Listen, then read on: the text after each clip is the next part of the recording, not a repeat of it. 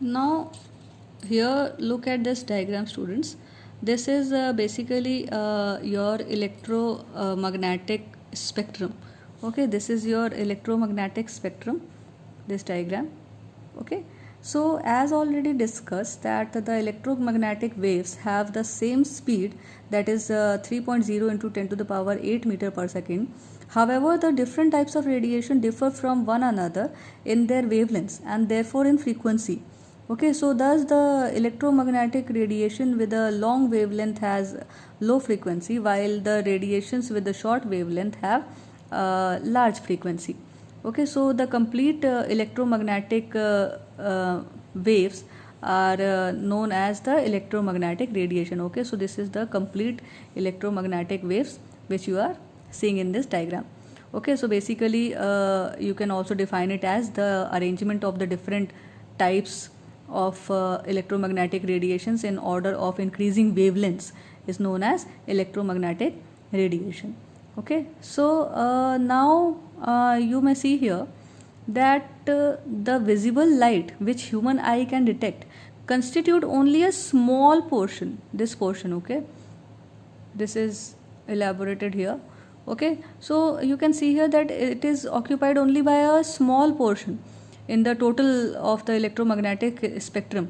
Okay, so the visible spectrum is also shown separately here for you. Okay, for different colors in the spectrum correspond to the waves of the different wavelengths and the frequency. Out of the various colors in the visible region, violet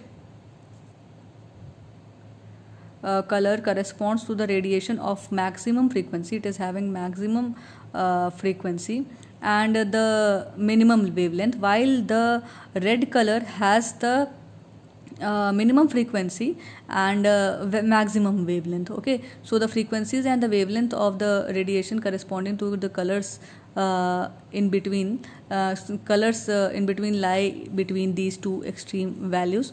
Okay, between violet and red. Okay, so the region above the visible region. Okay, so the this is your visible region. Okay, so the region above it, this region. Okay, so this is known as your ultraviolet region. Okay, of the spectrum. These radiations are included in the sun rays, and also these are indivisible. Beyond the ultraviolet rays, on the side of the increasing frequencies, we have X-rays, then we have gamma rays, and then we have cosmic rays. Okay, so X-rays, you all know that X-rays are basically used for detecting any kind of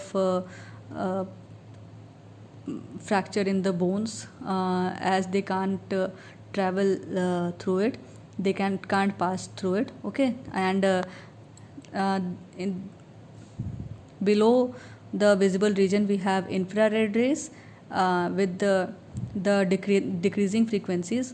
Further we have microwaves, and in the last we have radio waves. Okay, so this is all about your electromagnetic spectrum.